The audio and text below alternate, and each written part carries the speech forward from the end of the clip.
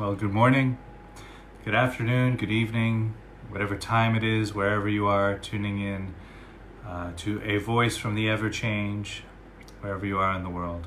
Welcome.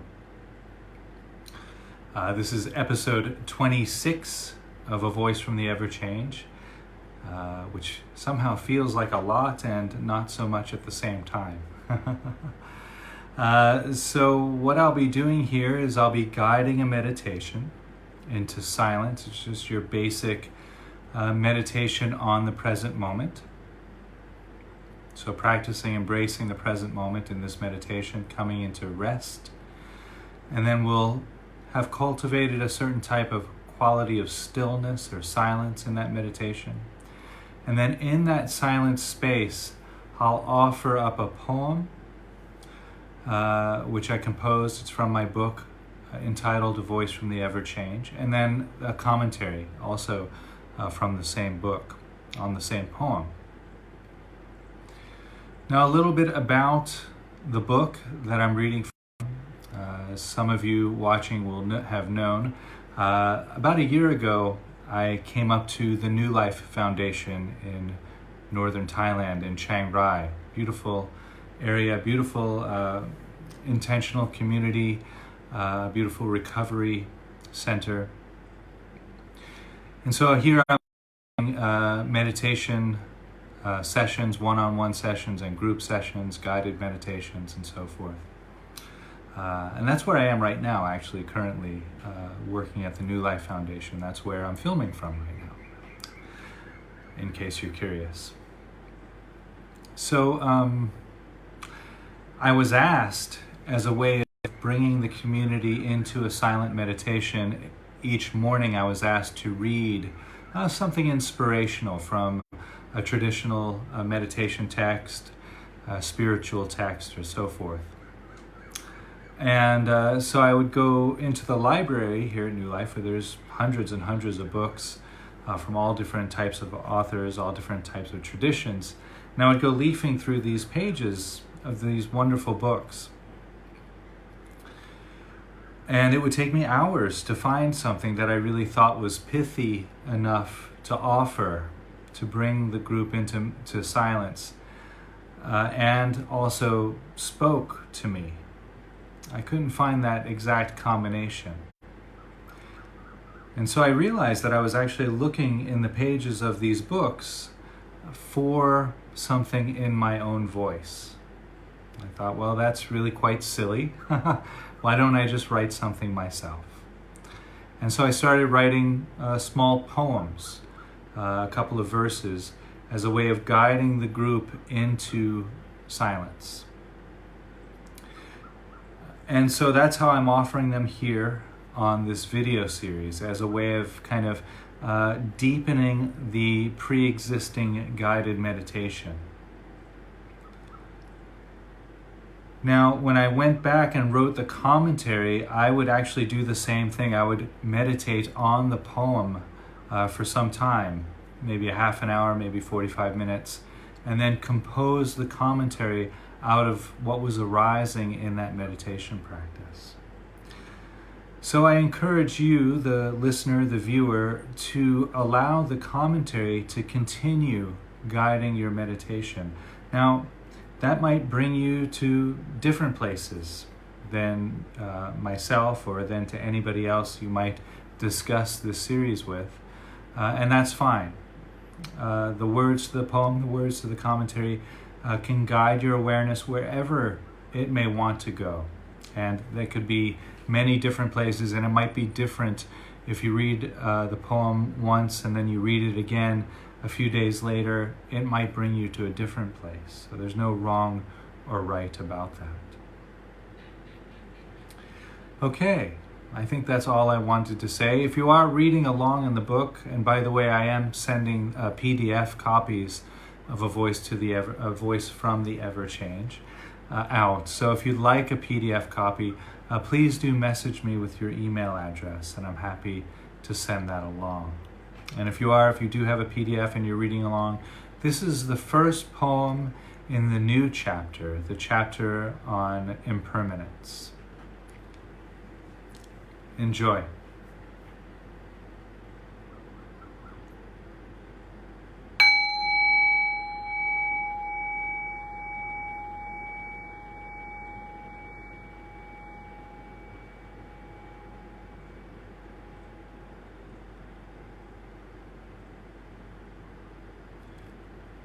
So allowing the body, mind, and heart to settle. And just coming into this present moment experience.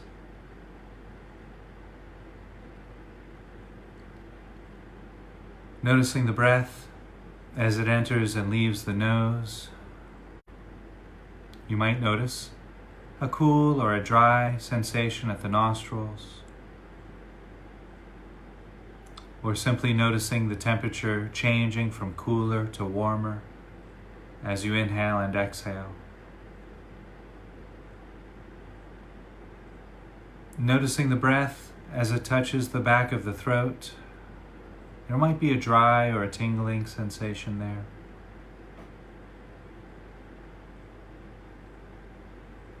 Allowing awareness to expand, to include the rib cage expanding and contracting with each breath.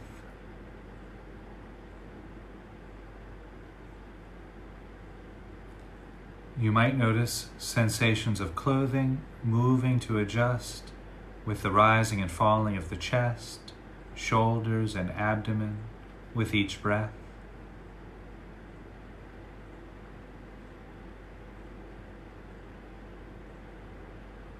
You might also notice the back moving out slightly as you breathe in and in as you breathe out.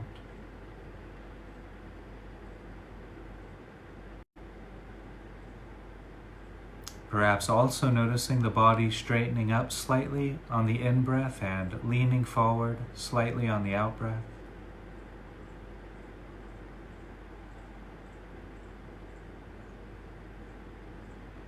And so we'll rest right there just for a few moments, resting in awareness of the breathing process, noticing the sensations of the breath from the nose to the abdomen to the nose. And just rest.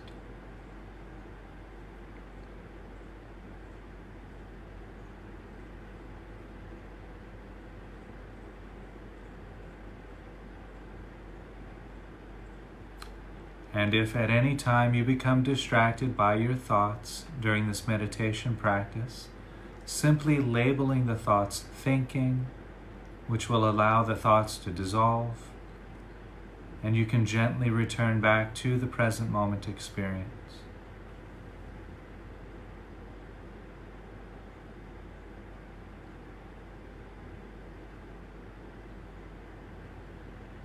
And breathing in and breathing out, while resting in the experience of breath, allow awareness to expand again, to include sensations of clothing against the shoulders, noticing the arms against the body, the hands resting against the body or touching each other.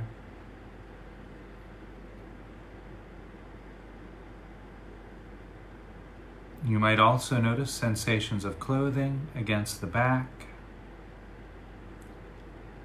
noticing the weight of the body against the chair or cushion, mat or floor.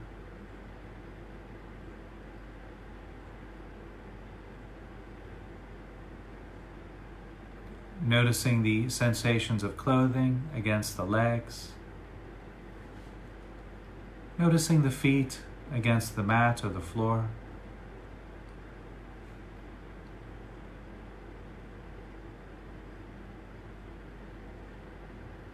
And so, while resting with the experience of breath and body, you might also notice sensations arising from the back of the neck,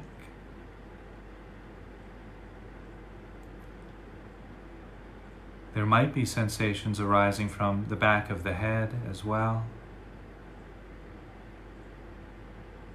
Noticing any sensations arising from the ears.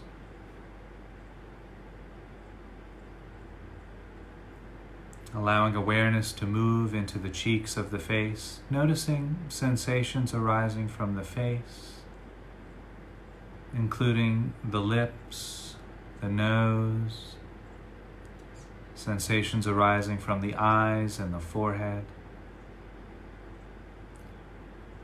Resting attention back at the top of the head, noticing any sensations arising from the crown of the head.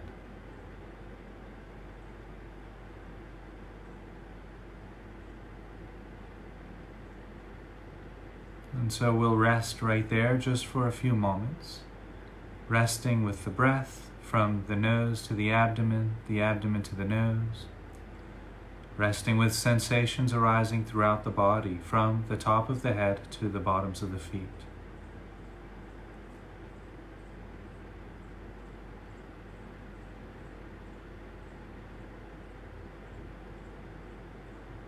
And again, if you notice your mind becoming distracted by thoughts, simply labeling those thoughts with the word thinking, allowing the thoughts to go, and gently returning back to the present moment.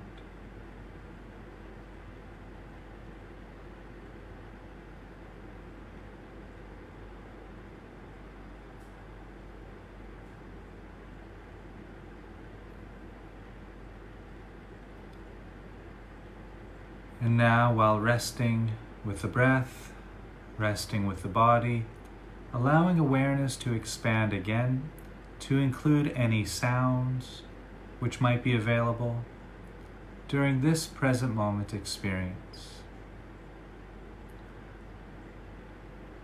There might be the sound of a neighbor's television or music playing nearby. There might be the sound of a bird song or crickets. Perhaps traffic passing outside the window.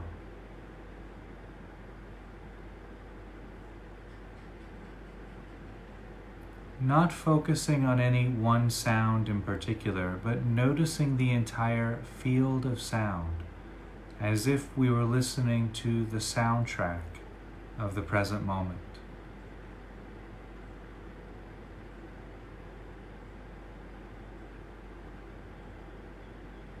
And in addition to the canopy of sounds, paying close attention to the backdrop of silent space.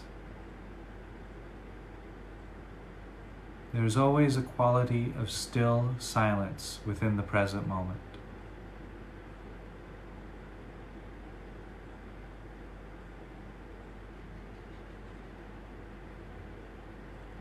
And so we'll rest right there, maintaining open, spacious awareness on the silence and sound, sensations of body and breath, and just rest.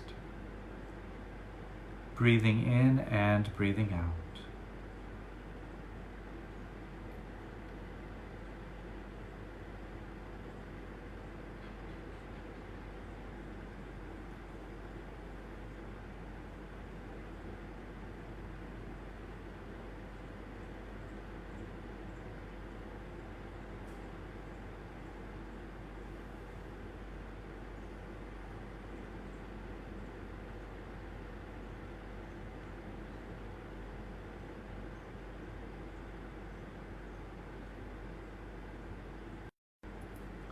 The poem. The wise never arrive, for it seems the wise have learned to rest in the state of becoming. There is no destination, only the path.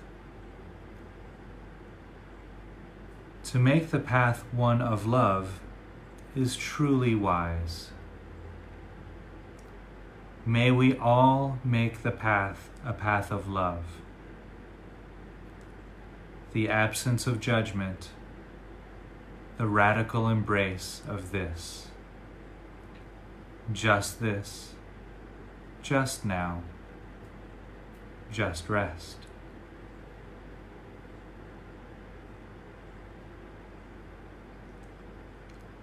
The commentary.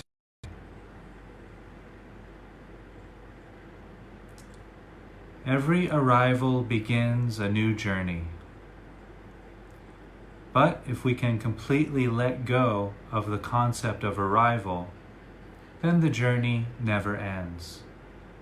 For in reality, that is how it is. Or is it? Yes, today's experiences are the fruits of yesterday, but not just our yesterday. Today's experience is the fruits of our yesterday in combination with everything else which yesterday bumped into and intermingled with. This month's yield is a result of last month's toiling in the fields, plus the rains, plus the sunshine, the fertilizer, the soil, and countless other factors. This year's gold is a result of last year's investment, and the investment of all the other investors during that time, and the mood of the market in general from the time of the investment till now, plus the appreciation of the currency which we are investing in, and so forth. This is where I take issue with the traditional definition of karma, or kama, as cause and effect. To me, that seems like a gross reductionism and serious oversight of the millions of conditions which move together to create whatever is happening right now.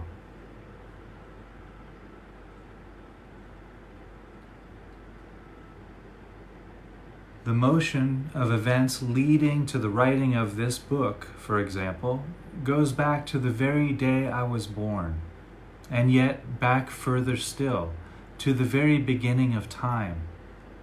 Countless situations, encounters, interactions, conversations, accidents, and carefully planned out occurrences which took place from before recorded time began to just this right now, to this very moment. You would not be listening to this, and I would not be writing any of this, if just one of those encounters had not taken place. If just one of those situations over the course of the millennia leading up to this very moment had not resolved in exactly the way it did, none of what is happening right now would be happening. We have the audacity to judge each moment with a labeling of being good or bad according to how it suits our desires, needs, or wants of the present moment. How silly indeed. We cannot possibly know if any one thing is truly bad or good, because we will never arrive at a stationary situation from which to sit and judge. There is no such place which isn't changing to another place. Likewise, there can never be a situation which isn't giving birth to millions of other situations with each and every breath. The wise person, in bearing witness to this constant unfolding, is able to release and let go of the truly trivial judgments and rest in the ease of not knowing. Now, this requires a radical trust of whatever is being experienced is exactly what needs to be experienced, simply because that is what is happening in just this present moment.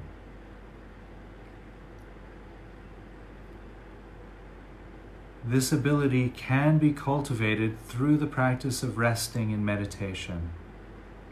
During meditation, one takes up the practice of resting into the present moment experience, regardless of the forms arising within it. Those arising forms will be seen as morphing, changing, evolving, arising, and ceasing. The meditation practice will allow one to rest in the ever-changing landscape without becoming hypnotized by whatever experiences arise. This gives us the extraordinary opportunity to make the choice of resting in the ever-changing landscape of right now.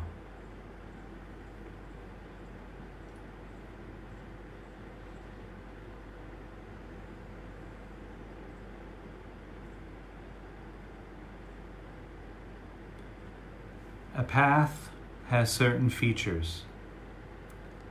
Typically, in order to recognize a path, we must see that it has two sides far enough apart for one to travel in between. This path which I write about today is distinguished by the deep channels of compassion and wisdom. On one side of the path, there is compassion. On the other side, there is wisdom. It is in between these two channels which lie the path upon which we now tread. How do we cultivate the compassion channel of the path? By practicing compassion and the practices designed to encourage such a quality. How does one cultivate the wisdom side of this path? By studying the teachings and writings of those who have walked similar paths and blazed similar trails. If these wise travelers were gracious enough to leave the wisdom which they collected behind as guides, we can use that. When we can rest on the ever-flowing river of change of life between the shores of compassion and wisdom, we relinquish all sense of controlling any particular outcome. We give up any hope of accomplishment. We allow any agenda to fade. We forfeit any desire for any one thing to be anything at all. We rest in complete surrender of the present moment. In this resting state of surrender, everything which needs to be accomplished will be accomplished. And as we dance between the edges of compassion and wisdom, we skillfully and gracefully disseminate our accomplishments for the greater good of all we encounter. This is true love.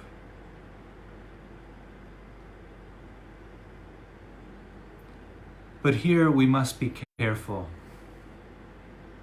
We must take the time to recognize that even the shores of wisdom and compassion which mark the edges of our path are too in a state of flux. Otherwise, we run the risk of defining ourselves by the teachings which we have studied. The wisdom which has been left behind so graciously by the masters as tools to use to cultivate our own path may easily become ossified into dogma, thus cementing the path of those who came before us rather than allowing for us to go forth and blaze our own trail in our own voice. When this hardening of wisdom crystallizes into a belief, it closes one off to the vitality, freshness, and creativity inherent in the original teachings themselves, and gives rise to stubborn indignation and indifference towards all of those whom hold different beliefs. This can and often does bring about religious wars, violence, and fundamentalism. There is nothing which stands outside the ever-changing river of life.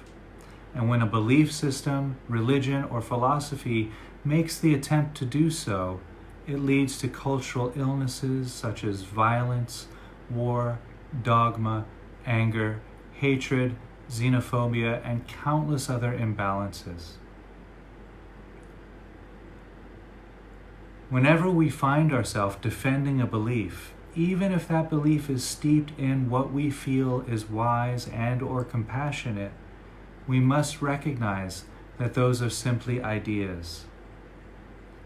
Those beliefs are also just thought structures in which we are finding a false sense of solidity and comfort. We can then ask ourselves, what does it feel like in my body or my heart when I hold on to this or defend this belief? Noting the various tensions which might be arising in the body. What am I defending right now? Is this defense even necessary?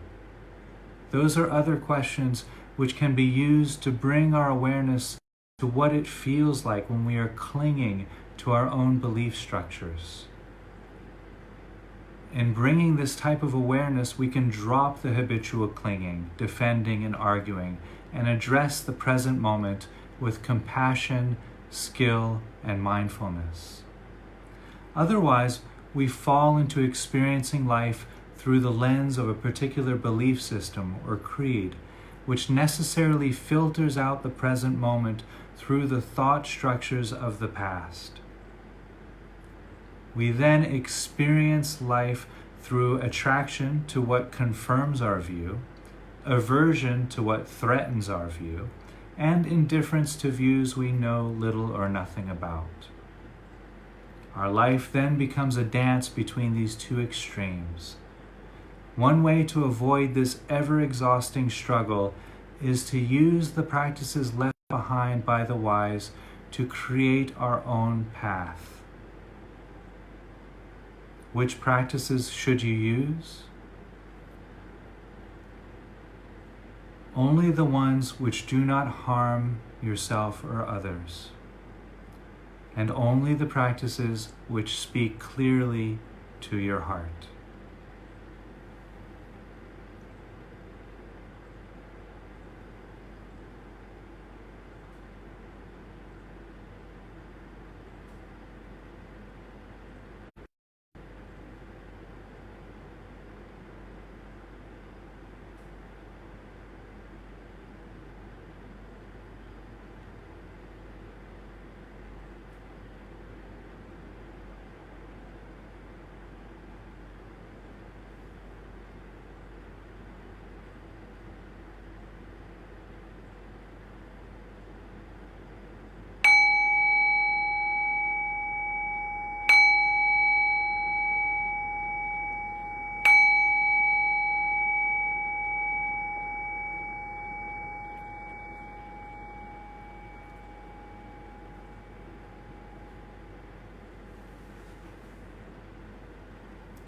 So I hope you enjoyed the guided meditation, the poem, and the commentary there. I hope that was able to bring you some places, perhaps places you never gone before. Now, I covered a lot of ground in that commentary, and I think a lot of it pertains to the current world climate. And really, the ability to rest into the present moment. And not saying that this coronavirus is the result of that one group doing one certain activity. What I'm thinking of right now is there's been a lot of finger pointing and blaming, towards the Chinese culture and their habit of eating certain animals. There's no one experience that's happening right now that is the direct result of another one experience. It doesn't work that way. It might seem that way, but actually, and as I was pointing to in the poem and the commentary, there are millions and millions of causes and conditions which lead to this very present moment experience. So to point a finger and to point blame at any one particular group or any one particular person, it doesn't make sense. It doesn't really compute. It doesn't, the nature of the life that we live doesn't lend itself to that reality. Now, it's very common as human beings, we like to find blame for experiences that we find distasteful or unfavorable or painful. We want to point the finger at a group of people or a certain type of person that seems like an other. The first step in resolving that, at least the way I practice it, is to recognize that there is no other. That there's just this human family and we all are united by the desire not to suffer, not to be harmed, and the desire to live a life of peace. We're all united by that. That's the baseline. So when we can see that baseline very clearly, the us and them dissolves and it becomes a we. Now, granted, there are members of that we that might do things that we don't like. I mean, that happens at family gatherings, right? The uncle that shows up drunk at Thanksgiving dinner, or whatever it is, whatever our family unit is, there's always something that we, that tension. We wish they would have done something different. We wish they would have said something different. We wish that they would do more of the same, whatever it is. Extend that out to the global family. So instead of condemning people, instead of pointing fingers and blaming, that energy is only going to harm all of us.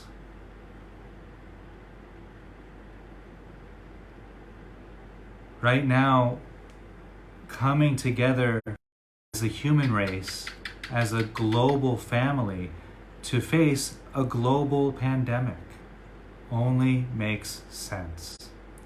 And this is the great opportunity. We are united by mediums such as this, the internet, electronic devices that make the world so much smaller than it ever has been before. We can communicate with people in other cultures, in other countries. We can ask them what their experience is like. We can get to know them.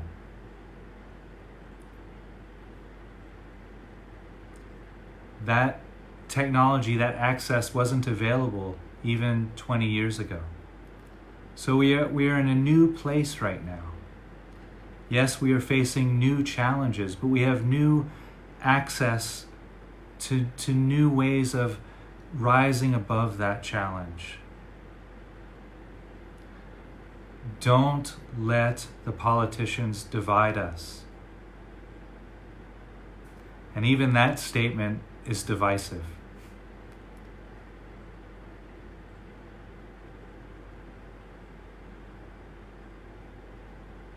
All beings want happiness and want to avoid suffering. We all deserve to live a life of peace without struggle.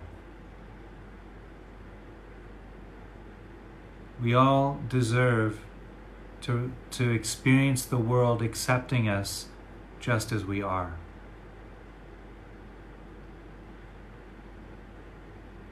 That's the human birthright.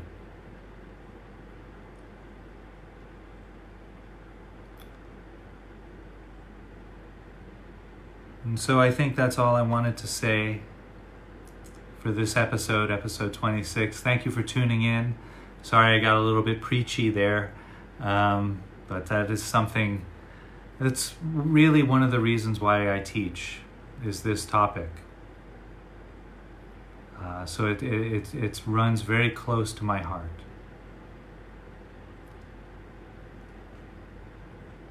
I'll see you tomorrow for episode 27 of A Voice from the Ever-Changed. This is my very small, humble contribution to improving the world climate currently.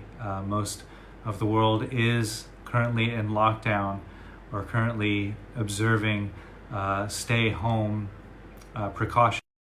So hopefully you're finding these episodes entertaining and useful to some respect.